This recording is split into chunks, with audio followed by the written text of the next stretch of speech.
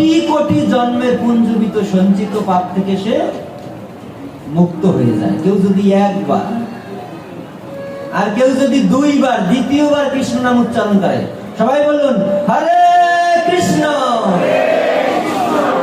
যে একবার কৃষ্ণ নাম করলে কোটি কোটি জন্মের পুঞ্জীবিত সঞ্চিত পাপ থেকে সে মুক্ত হয়ে যায়। আর কেউ যদি দ্বিতীয়বার কৃষ্ণ নাম উচ্চারণ করে, দ্বিতীয়বার, সবাই বলুন হরে কৃষ্ণ।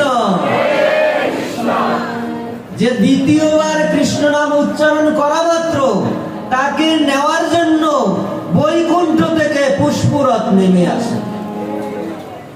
দুইবার কৃষ্ণ নাম করলে, একবার কৃষ্ণ নাম করলে কি হয়? কোটি কোটি জন্মের পাপ থেকে সে মুক্ত হয়ে যায়।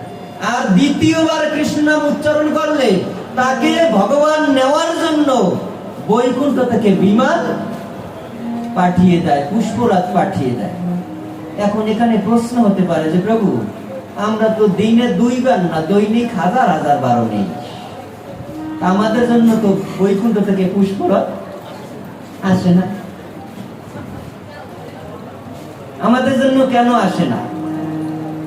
হ্যাঁ, শাস্ত্রে বলেছে কেউ যদি শুদ্ধ ভাবে, এই জন্য ভগবান শ্রীমদ ভগবত গীতায় বলেছে আহার শুদ্ধ তো স্মৃতি শুদ্ধ, আহার শুদ্ধ তো স্মৃতি শুদ্ধ, স্মৃতি শুদ্ধ তো বুদ্ধি শুদ্ধ, বুদ্ধি শুদ্ধ তো ভক্তি শুদ্ধ।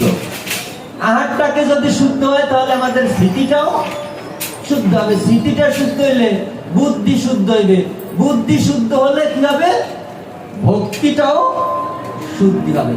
তো শুদ্ধ ভক্তি সহকারে কেউ যদি দুইবার কৃষ্ণ নাম করে, দ্বিতীয়বার, তো ওই দুইবার কৃষ্ণ নাম উচ্চারণ করা মাত্র সে ভগবত ধাম প্রাপ্ত হবে, ভগবত ধাম প্রাপ্ত হবে।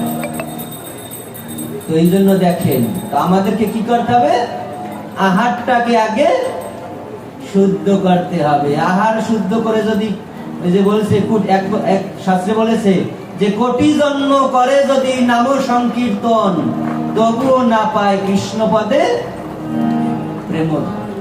আর বলছে একবার কৃষ্ণ নামে যত পাপ হয়, পাপীরও সাধ্য নাই তত পাপ হয়। একবার বলছে কোটি জন্ম করে যদি, এক দুই জন্ম না, এইরকম কোটি জন্ম করে যদি নাম সংকীর্তন, তবুও পাবে না কৃষ্ণ পদে প্রেম। তাহলে কি করতে হবে? আহারটাকে শুদ্ধ করে যদি কেউ ওই দ্বিতীয়বার কৃষ্ণ নাম করে, দ্বিতীয়বার কৃষ্ণ নাম উচ্চারণ করলে